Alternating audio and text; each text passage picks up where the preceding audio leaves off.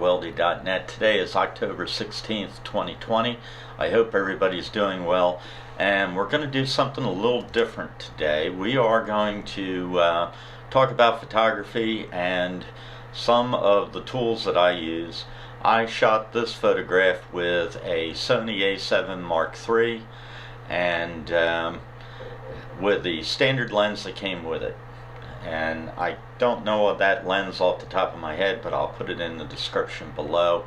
And something that a lot of people that come to the channel on and off don't know is that I do photography and I do videography semi-professionally. So I went shooting downtown in my neighborhood, and I have this photograph that has a lot of power lines, and really what I want to do is make this look old in the long run. So we're going to go ahead and modify it. I'm going to open it in the first program that I use, which is Affinity Photo, and we have it open now. And we're going to go ahead and go to the in-painting brush tool, which if you hold down and click, you'll have the options to use these different tools, or you can use your keyboard shortcut keys, which I can never remember. So I'm going to start taking these power lines out a little bit at a time and see what I get with the healing brush. And I may need to go back over that line a little bit, and I am going to bring up my size of the brush and just start painting these out a little bit at a time. And I find that I have more success if I go in smaller segments through the areas of different colors.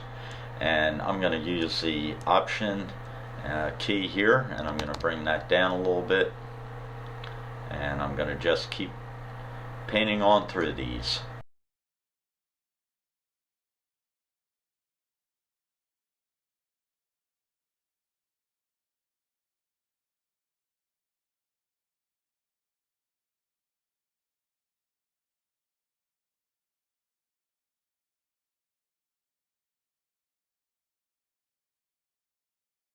Just taking out the areas that I don't want to show in my final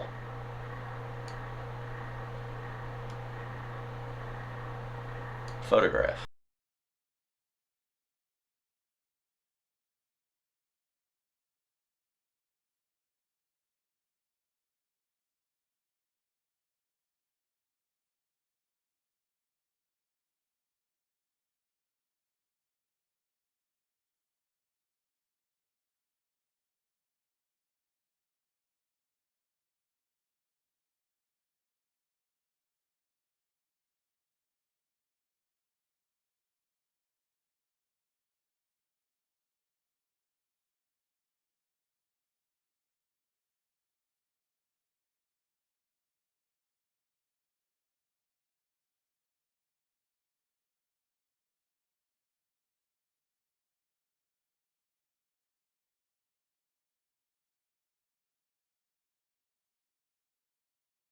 Now in this section I want to really kind of get rid of this conduit.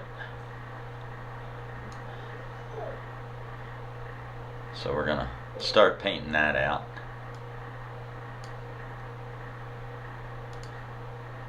And since this photograph will eventually be a black and white render, I'm not too concerned about a lot of, like, up in here where it looks like I painted out that windowsill, which is fine for me anyway, for this demonstration. And get rid of that telltale telephone or street sign. And now we have behind it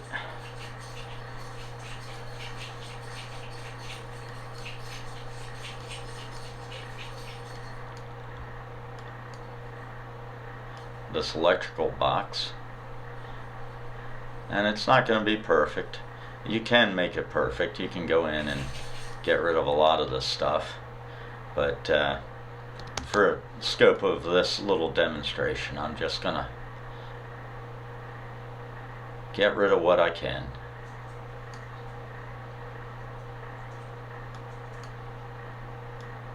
And if you hear the chains rattling in the background, that's not Ebenezer Scrooge, that is my puppy dog. Alright, so now let's just scan through here, and there's a telltale sign of a window air conditioner here, so I'm going to go ahead and try and do my best to get rid of that.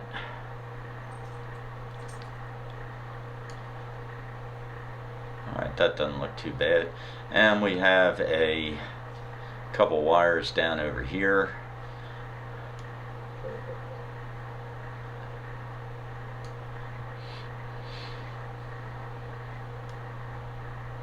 I want to get rid of.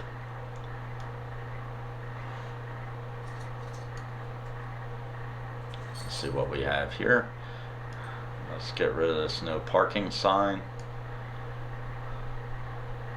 And that's fine too.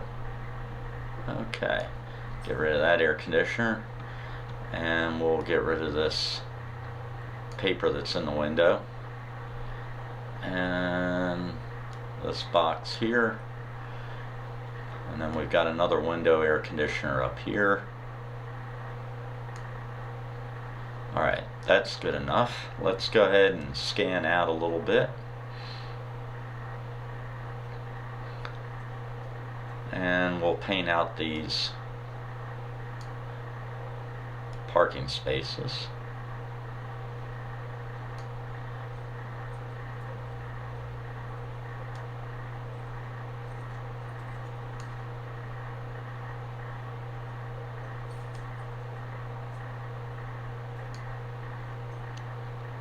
Bring my paintbrush size up a little bit.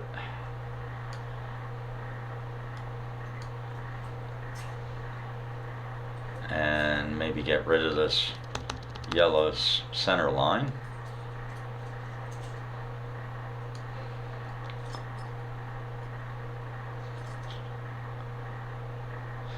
And I don't know how many old black and white photos have a whole bunch of mailboxes. I'll go ahead and get rid of a couple of them.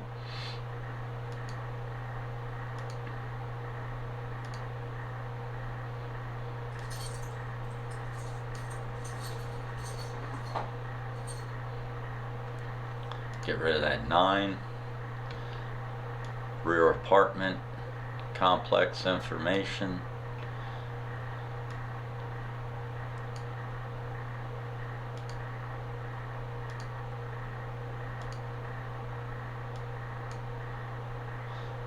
Alright, that doesn't look too bad. We'll get rid of the number 7 here. And now I have a good base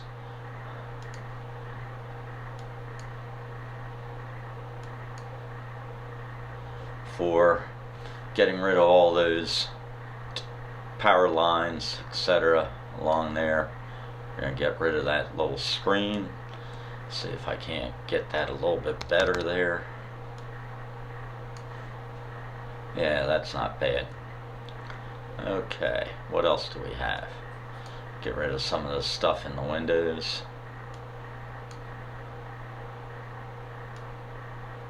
Clean that up a bit.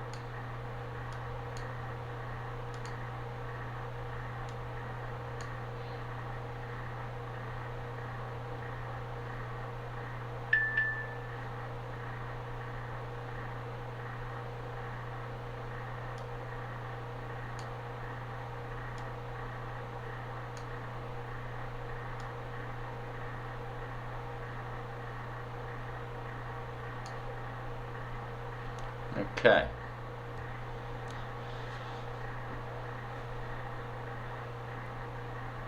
And we're going to resize this picture, get rid of that tail end of that car, and maybe rotate it a little bit.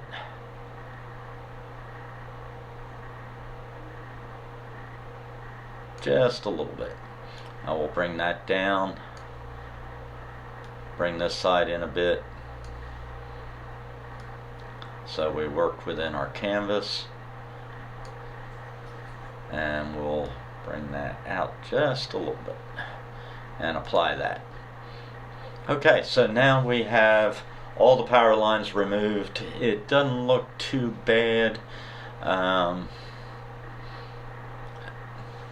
Let's go ahead and get rid of these downspouts if we can. We'll see if we can't do that.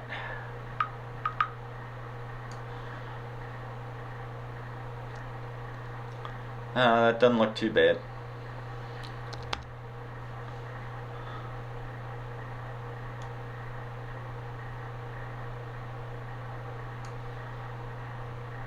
Alright, and let's see what happens over on this side.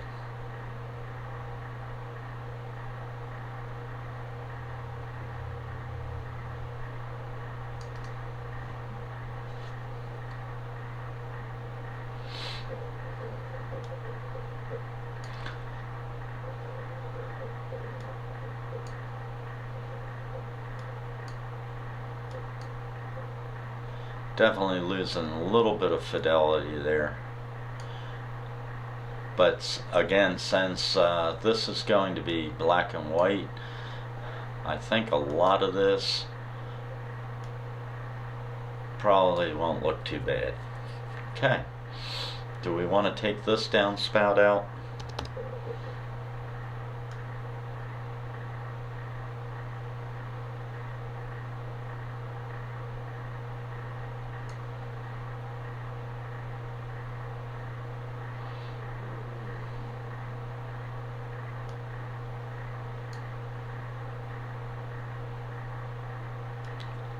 And I'm just going back over it to try and take some of that shadowing out. Alright.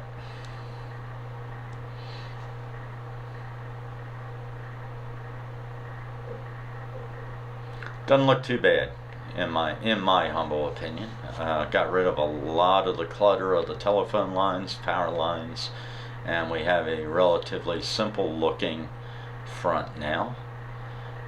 Let's go ahead and turn it black and white. There we go. And with Affinity Photo, we can change some of the colors and make it look even more antique-ish.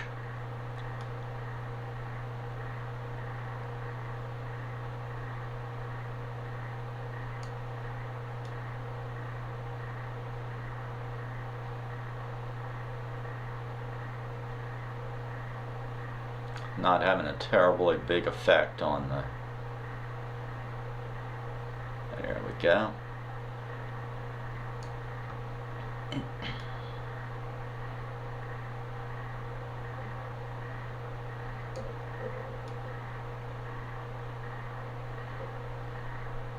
Okay, so now we have something that looks fairly antique-ish, if I'm not missing anything.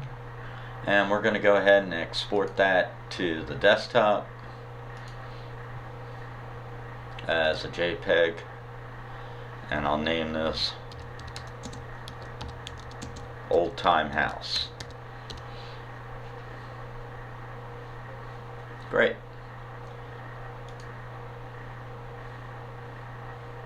So that's the first phase of what I use for modifying photographs, and that is Affinity Photo. We're not going to save that, but we can save that if we wanted to. And now we're going to open that in another program that I use, and that is Luminar 4. So we'll go ahead and open up Luminar 4, and all told, between Luminar 4 and Affinity Photo, probably got just shy of $160 in there. And you can see some of the other photographs that I manipulate on the left hand side in the library. And now I have my antique house, and I can do all sorts of modifications based on more than likely I would call them LUTs, lookup tables, and be able to give my photographs predefined, predetermined color grading right here. First thing I'm going to do though is I am going to go to Street, which gives me a different set of lookup tables, and I'm going to pick something that I think offsets the photograph pretty well. I kind of like that. I definitely like that. That's probably more of an era-centric type of look right there, which is called matte look, matte, and super faded. Oh, super faded. I'm gonna go with that. And I am now gonna go over and I am going to do a AI sky replacement. And primarily what I use Luminar 4 for is replacing skies that get washed out when I do different photo work. So now I have my very super faded look, and I have a colored sky, which isn't too bad. If you want to get artistic about it, you know, that's kind of cool. And of course it's bleeding through into the areas here.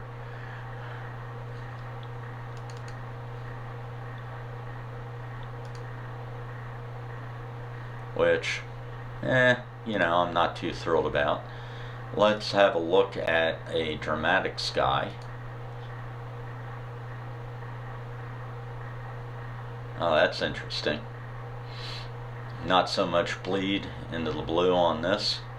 And then I can do sun rays if I want. Let's place a sun center, maybe off, just off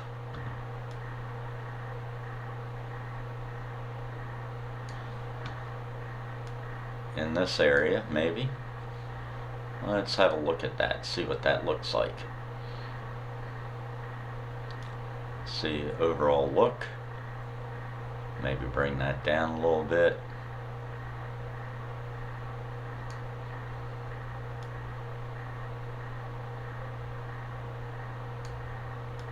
See what the penetration would do. I kind of like it without a lot of penetration. I think that looks pretty good. Okay, so let's go back to the photo I'm actually editing, and I think I'm done with this. Maybe I'll go to a LUT. Okay, the hipster fade is super faded, so that's already applied to LUT. And maybe give it a mystical look.